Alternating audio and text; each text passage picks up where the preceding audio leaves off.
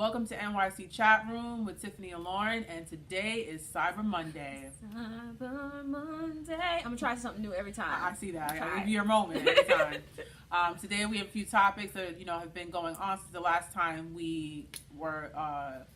Saw you guys. Exactly. I don't know what I was trying to say there, but so we're just gonna give our opinions, and we can't wait to hear your feedback and what you thought about the goings on. Yes. So we're gonna kick this thing right off and talk about Wendy Williams finally filed for divorce. Okay. I'm happy for her, even though I don't wish bad on nobody's marriage. Right. She needed to do this. This was a very toxic marriage from what we could see.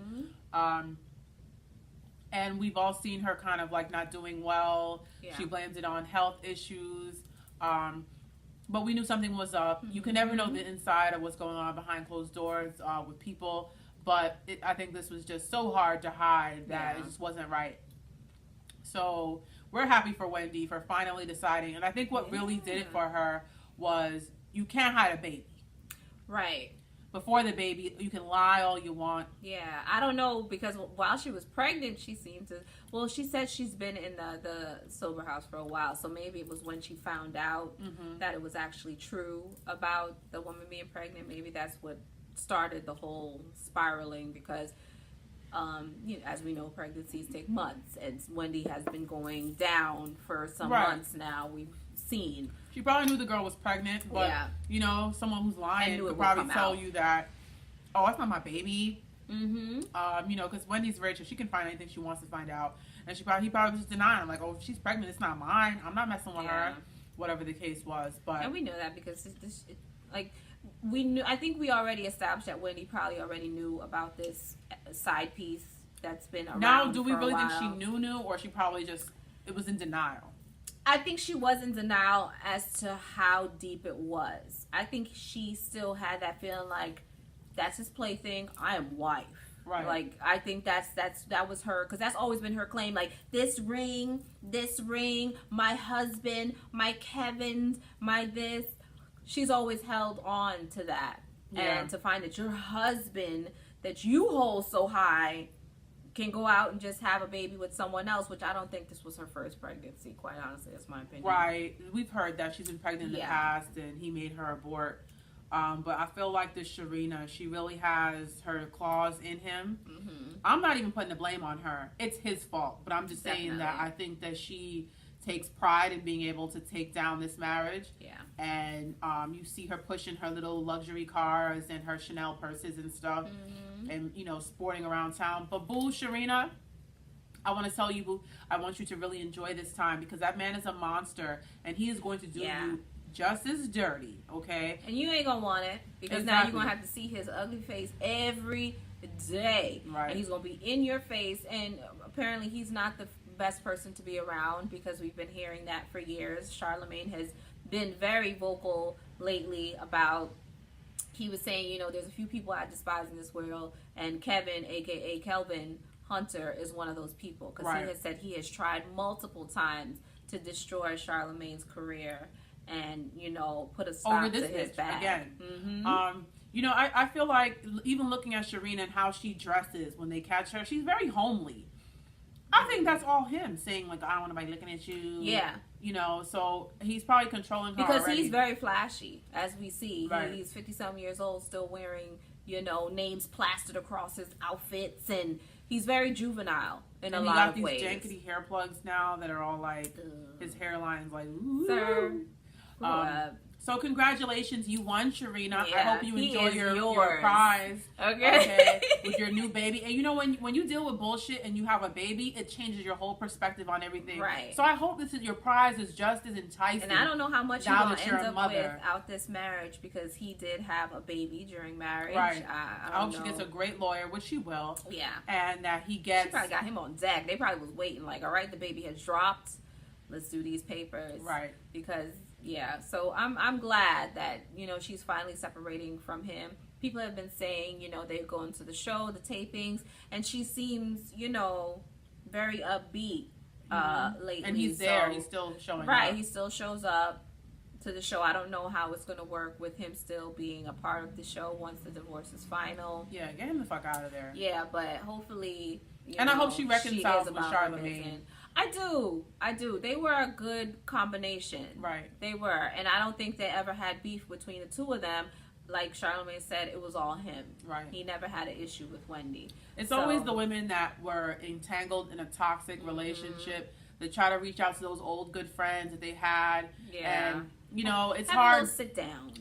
But for me, I feel like it's hard to welcome women like that back because they be feeling themselves when they're in the throes of their relationship, like, oh, I don't need you. All I need is my 5% is me and my boyfriend. And then when they break up, then it's like, oh, friends, you want to get us a drink? Right. Yeah. So I hope that other people are more forgiving than me and let Wendy back into the fold because I know she was like in Hunterville, as she likes to say. So. Apparently now they're saying she's shopping for an apartment out in the city and leaving her New Jersey house. That's an odd choice. Sharing. I guess maybe, you know. Because I guess now the son is older. Yeah. He's going to college. It's closer to the studio where she works. Okay. So, you know, she's probably trying to be out here Sex in the City, you know. But she always said she was very homely, like on the low. Like she likes. She does. She said she likes her quiet. She likes her quiet. She likes her crap. But I mean, once you go into them, when you go into them expensive apartments, you know, you got them soundproof. It ain't like when we got when we hear buses and everything pass in our house. So they could probably go into their, you know, cocoon of their apartment. So I think that would be good for her. I think that's a good look for Wendy. So, we wish you all congratulations, Wendy, and congratulations, Serena. Enjoy, because that ain't going to last. You're going to be real mad. You got to deal with him every day now. Right. You're no longer the side piece. You are the main. Next, we have the 3LW drama with Natiri Naughton and Keely. I don't remember her last name. I don't either. Who cares? Yeah. Keely. She was the one that used to say promises. Yeah. And Natiri was the dark-skinned girl that was in 3LW. And there's always been talk about how the two of them always fought with each other and how Natiri was, you know, shaded because of her being dark-skinned. Well, supposedly Keely was the bad guy all around because she also had drama with the one on Summer Real. What's her name? Adrienne Bailon. She's the only one we don't know her last name. Yeah. But so I guess supposedly she was very catty, and the manager was her sister who adopted her as whatever. She calls her mom. Yeah. So the manager is her relative, and she was like supposedly a diva. Yeah. I guess she was supposed to be like the main person of the group, the standout. Yeah, but when in actuality, Natiri was the one who could actually sing. She was the singer, right. She was the one who had a great voice. And they never let her sing. Voice. It was always Adrienne Bailon singing and Keely rapping or whatever the fuck she thought she was doing. Yeah, I don't know. But Natiri had a beautiful voice. She way beautiful. Yeah. And I can't think of a single verse she sung. But we just said Promises. Yeah, Promises, she sung that. Was Keely. And Adrienne Bailon had like the bridge part. Yeah, so, and I think it was it Uncensored? What was the show that she spoke on? I don't know. Some recent interview. Yeah, man, it's unsomething. Not unsung. Uncensored? I think it's one of those shows. Yeah. So she was on that, and she was speaking about an incident at a KFC where Keely threw food in her face, threw her KFC of mashed potatoes and chicken in her face. And Natiri said she decided that she wanted to leave, and the girls got in a car without her and left her at the KFC in Atlanta. So basically they were bullying her, which she's said a lot over time as far as that. So Keely came back basically saying, you know, that's all lies. Is this what you really want? Why are you bringing this up? You're on a hit show. I'm a mother. Yeah. As people always try to bring up when they try to defend themselves. I'm a mother. I'm over here minding my business. For me, it's like she has a right to tell her story. That's just how I see it. If that's how it really happened, I'm sure that wherever she goes, they ask. They're asking her about 3LW because it was a prominent group. And she was a part of it, right? And that was her story. That's part of her story. Just like I'm sure Beyonce probably not, but every other person who's ever been in Destiny's Child, whenever they have an interview, I'm sure they have to talk about their situation with Destiny's Child. So, I mean, I don't understand why she's so mad. She's better off ignoring the story. She's just mad because she's always the one looking like the bad person. Right. Which, I mean, I guess I can understand from your standpoint. But then you tell the story how you want to. Right. I'm going to do my own interview. Yeah, like, no, this is how it happened. this is what went on. And then, I believe Notori though. I feel like she did throw that chicken in her face. While we are eating KFC, when's the last time you had KFC? Like, it's been a very long time. Like 1990 something. I guess what year the 3LW was out? So I guess maybe. No, they came out like 02. So maybe it was around then. Nah. No, KFC was. Once you tasted Popeyes, it was like ew. I didn't like Popeyes either. No, Popeyes was too crispy. They was too much skin. Oh, I like the crisp. Now I like their chicken tenders. I don't know about y'all, but they got some good chicken tenders. And their Fiesta sauce. Even though the sodium level is high, you start getting real prickly around your body. High blood pressure. Yeah, because you but feel I never that sat sodium. there. Even in my younger years, they did have a good chicken pot pie at KFC. I never. But when you're making a little money, that's what you wanted to eat. Yeah, but I don't think they was really giving them girls all that money. You know, you ever they ate probably mashed took them potatoes? No. Yeah, they were nasty as fuck. But yeah, they probably were just like, here, eat. KFC does have Bring good your biscuits. ass back. Yeah. Sure. No, I'm not. No, I want some sushi and some miso soup. I have very bougie like tastes. Like I want some like I like wings with like chili. Especially if you have it's like on check day. You get your check. You eating good that day. Chipotle. Okay. Like my taste buds is KFC. Yeah, KFC. I said I was hungry. Stop playing with me. Yeah, no, KFC wouldn't be on there. And yeah, anyway, Chinese food. KFC. So she threw the chicken in her face. Keely's crazy. Remember that weird video she came out with, and it was very slutty, and it was like, I touch myself when I F myself. It was really crazy. I'm gonna find it. When I was drunk, I don't remember much, but when I do constant pictures, that's how gone I was. But he was tall and he was buying, so I gave him a trying. Said he was built like a stallion, and that man wasn't lying. Last I remember, I was face down, ass up, clothes off, broke off, dozed off. And then everybody was like, it was really slutty. Everybody was like, what the fuck is this? And she was like, I don't care. Sexuality is life. I guess she was trying to shade or shed, I should say. Her cheetah girl. Yeah, 3LW. Okay. Keely, you need more people. We think you threw that chicken, girl, but it's okay. Go be a mom. That's what I'm saying. Like, if you don't want to be like, okay, this happened. I was young. I was stupid. I'm sorry. Right. Keep it moving. Like, why you... Girl, go be a mom, as you say. That. Okay, so next we have the Quindon Tarver story. Quindon Tarver was a singer back in the early 2000s. He was under Chris Stokes.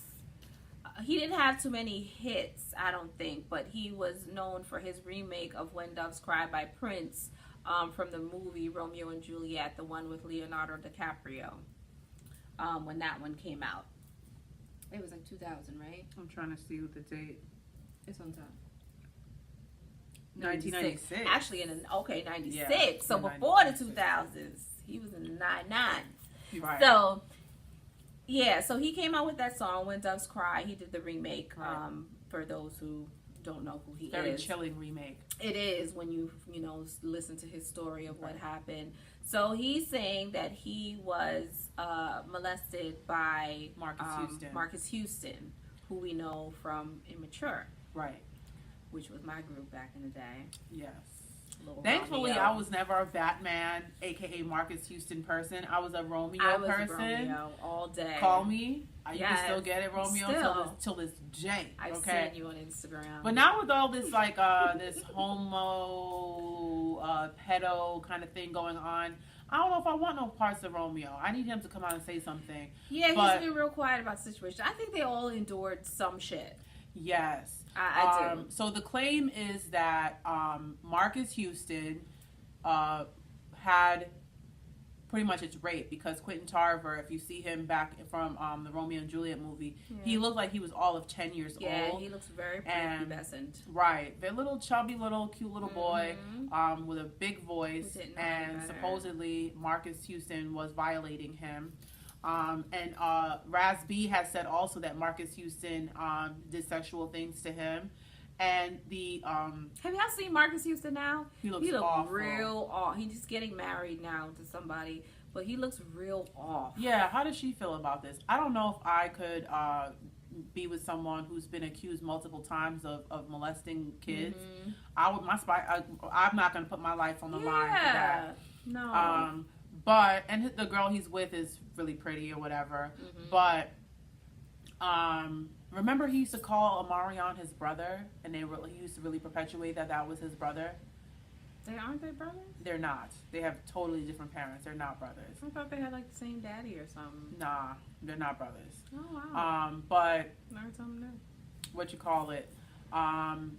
They were really weird because they also used to say that what's her name, Janae Aiko, was like their cousin. Was what's his name? The Fizz's cousin. They're not related at all. Why y'all doing this? I don't know what that the you point of the people's like. What is the play point cousins, of that? fake brothers, whatever. But Rasby said that Marques Houston had done sexual things to him, and he also alluded to the fact that there were other group members from B2K that were made to do sexual things with each other. I'm pretty sure Chris Stokes was behind that. Right. So, and that's what Quindon Tarver said. He said that although his abuser was not Chris Stokes, that he believes that he orchestrated these these situations because he is, I don't even call it gay, he's a pedophile. So I just don't know why the public isn't really paying attention to these men that are talking about the things he's that... still out here. I guess you have to make a Lifetime documentary for people to pay attention, or you have to do some kind of HBO... Right, because now they're just making it... Whenever it comes to men being abused, not saying... Because with women, too, they try and push it under the rug, especially if the person's famous. But when you hear about men being sexually abused, for some reason, that's the one thing where it's kind of like a double... Is it double standard? Is that the right word? How so? That women are more believed or more taken serious than men? Yeah. Yeah. It is double standard. I feel like, when you have... Quindon Tarver said that he is in fact gay, which doesn't, I think, invalidate his story anyway, but I'm just saying that I think it's even more believable when the person is straight, because that's like kind of... embarrassing to admit as a straight man that you were violated by a man. It can be something that kind of gives you like a gay stigma or something like that. So Rasby he professes to be a straight man, and he has said that these things have happened to him. Yeah. And look at him, he's back in the group touring with them. I would think that because he insinuated things happen. What was the other dark skin cute one? J Bug. He said something about J Bug doing sexual things with somebody. So how could they work together? If somebody lied on me like that, something embarrassing like that as a straight person saying, oh, this thing happened to me, I wouldn't even want to be around them. But they're working with him again. Their group dynamic is very weird because even though they profess to be like, this is my brother, this is my this, they still have a weird tension between them. And I think it has a lot to do with what they have gone through. And remember we talked, Fizz hangs out with Omarion's baby mom. Right, April. In a weird way. Yeah. That's like overstepping bro code. Like you shouldn't be hanging out with the like bros, best the friends, homies, as they like baby to call moms, each other. especially if they don't get along. That's just very strange. They go on trips together, apparently. Yeah. But I definitely believe that where there's smoke, there's fire on this one. I don't know. So what I feel about Marques Houston is that Chris Stokes kind of trained him on how to be a pedophile. Yeah. And that it started because Immature came out like early 90s, something like that. So I think that Marques Houston was molested in the group. It's so unfortunate. And I think that parents, if you want your children to be in the entertainment industry, you should really, you can't just leave your kids with any old body in the name of fame. Regardless of what they tell you, because we have seen people talk about, I always bring up Brandy's mother. They used to say how she was overbearing, how she was hard to work with. Right. And I think that was because she knew, like, young, and none of this shit gonna happen on my watch. Exactly. And she was in everything. Right. And that's how you have to be. Like, you can't be afraid to be, take control of your child's career, regardless of what these people in the industry are telling you. You need to be there at all times if this is the life that you want for your child and this is what your child wants. So you definitely have to protect them. Now I think, the rules have changed a little bit, and, people aren't just giving their kids to these people. You'd be surprised. I think they are. You probably will. Which is how R. Kelly gets all the girls. That's because true. It's like, So you are saying he wants you, so go in there and, trying to make a strategy around his perversion. I know someone who told me that they took their baby years ago on an audition, and they were like, "Oh, you can't come in," and she was like, "Okay," and I said, "Well, what happened?" And she's like, "I don't know." It's like I do remember you telling me that story. Yeah, you're not taking my baby. No, if I can't be in there without me there, then it's not audition over. Yeah. Fuck that. For a little if commercial. that, you're gonna have me. I want to see it on the screen. Right. I want to see what's going on in the room. If you want to get an interaction of what it is without mommy there, right. As soon as you walk in that room, I better be able to watch it on the screen. Right. And as soon as that screen go blank, my baby better walk back out or be carried back out. Exactly. Like, what the fucking door? Yeah, like no. Yeah, no, don't trust your kids with any old body in the name of fame. Not at all. It's not worth it. And for some people, it is. I think some people go into it like, whatever. This is the cost of it. Mm-hmm. Shirley Temple went through some things. The little child. Yeah, she a went lot through of some them things. back then. And her mother, she told her mother was like, "Oh, well, he said some things to me too," like, and still let it go on. Yeah, we've seen that a few times too. I definitely think Chris Stokes. Why haven't there been charges? Child predator. Why is he still walking around these streets all free and swinging his arms? Marques Houston, I think, even though I feel kind of bad for him because I feel like he was groomed to be this way, I think he's nasty too. I think they're just complete perverts. Yeah, it's definitely been something mentally, done to them. Right. Because you all see that they are still all kind of off. Right.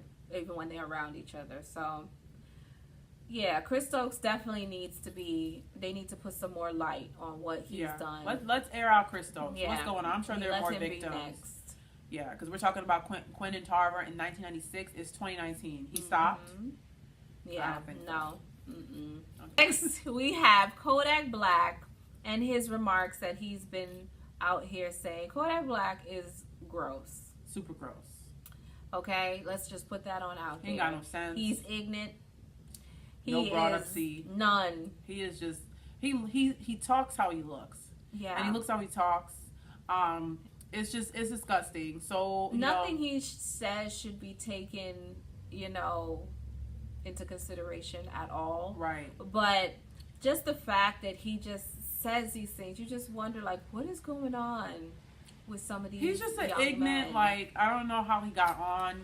I do like one song of his, that Tunnel Vision song. Mm-hmm. But ever since he said that thing about Lauren London, I said a few things over the years. First, he said the thing about dark-skinned women, and that was hood for him. Yeah, he doesn't like dark-skinned women. Then it went to him harassing young M. I don't know why I can't talk right now. Young M.A. Him harassing young M.A. in social media by saying things about how he wants to have sex with her and he doesn't understand.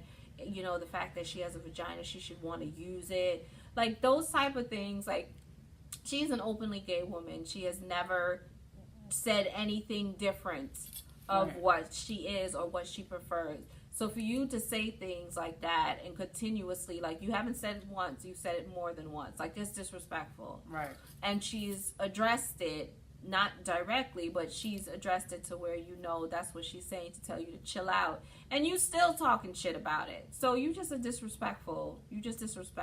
Right. And now most recently, with the death of Nipsey Hussle, he made a comment about Lauren London, about, oh, now she's a widow now, or something like that, to that nature. Like, come on, he man. said I'll be the best man I could be for her. Yeah. And he really didn't get why that was disrespectful. Right. To when the man hasn't even had a funeral yet. Towards a man's girlfriend who just passed away. Right. And a lot of celebrities came out and just like completely destroyed him. T.I. made some comments. Some of his music, and he was like, I don't know, people think I disrespect. He was like, if to Lauren London, I'm sorry, even though I didn't say anything. Like, that's not an apology, sir. It's not. It's not. And T.I. was very vocal about it. And they have a trap museum in Atlanta. I don't know. Some people say it's T.I.'s museum. I don't know. But his, face and stuff was on the walls. They took it down. Some radio stations have stated that they're not going to play. The one I saw was a radio station in Los Angeles, I think. Right, and he actually responded to stations pulling his music by saying, with a Nipsey Hussle quote, saying that he could still succeed without them playing his music.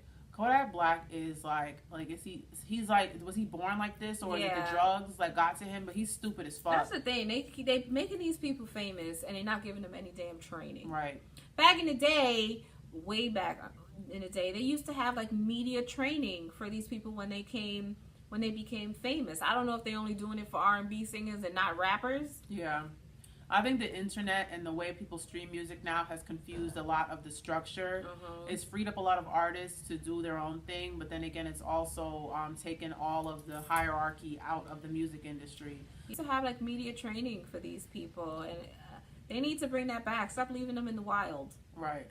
Just to do, and I think that's how the music industry is. They get these young guys who know nothing. Like we've seen a lot of these young rappers. They out here, they flossing money. They really don't know how much money they actually have because a lot of it is not theirs. Right. So they're flossing this money and they come out with 1-2 songs and then, you know, they're going to get pushed to the side if they don't get smart about their business.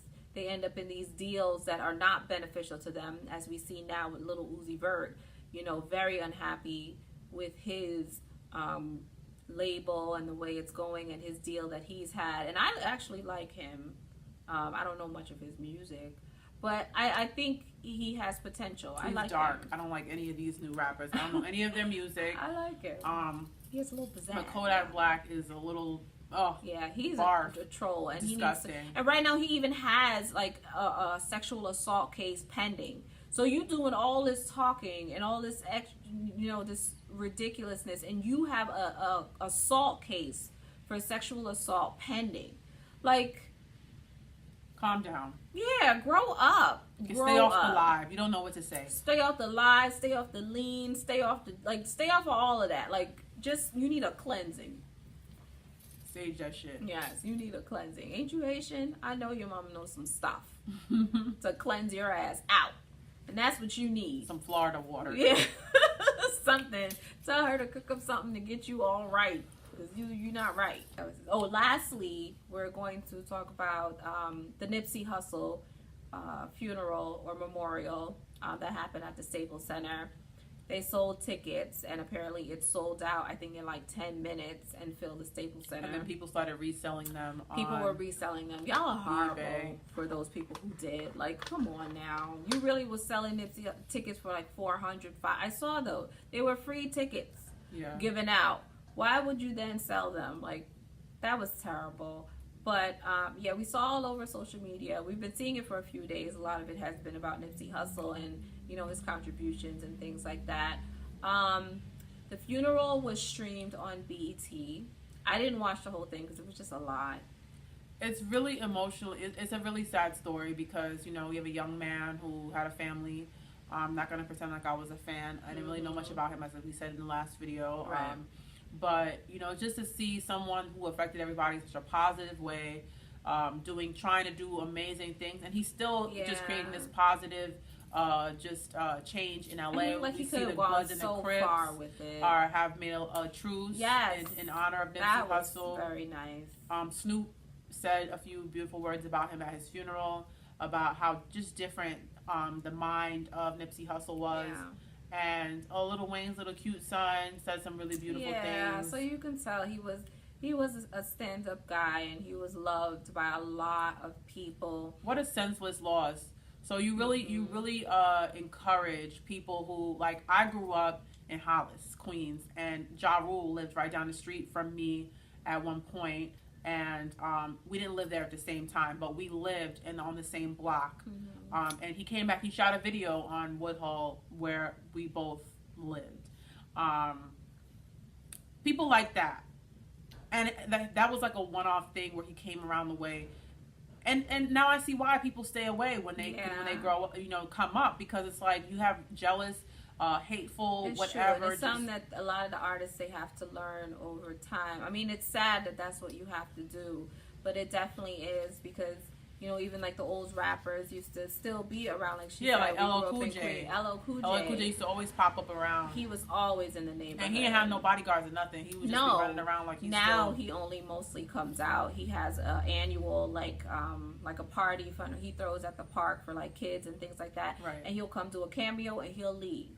You know, his family, he shipped his family all down south, you know, when he started getting, you know, famous and popping. He took them out of Queens. Right. So, I mean, and you can judge somebody like that and be area. like, oh, well, you're not staying down, and you know, Jenny ain't from the block no more, and all this stuff. But when they come to the block, look at what you people do. Right. And it's sad that that's what you have to say about your own neighborhood, that you try to uplift once you do, you know, get on or make it. And it looks like that's what he tried to do. And it looks like he's been, you know, very a conscious person ever since childhood. Another person I saw was like his childhood friend, and posted a poem that he wrote at 10 called, I think it said Clouds in the Desert or something. For a 10-year-old, that shit was deep.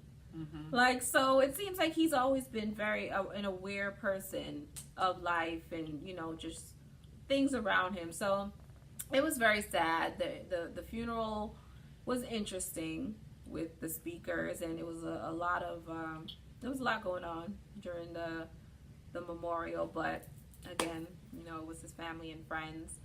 So, and then afterwards they did a drive around his neighborhoods and I think his store out there in Los Angeles, and they renamed I think it was the streets or the cross streets, his actual government name. So that's, you know, that was pretty cool, and it shows how much of an impact, you know, this person made in the community. So, you know, prayers up for Lauren London, his kids, you know, his other his mother, his whole family, basically all his family and friends.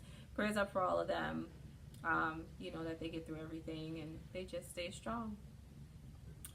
All right, so I think that's it for us this week for Cyber Monday. Thanks for joining us. Join us again next week for more topics. See you guys later.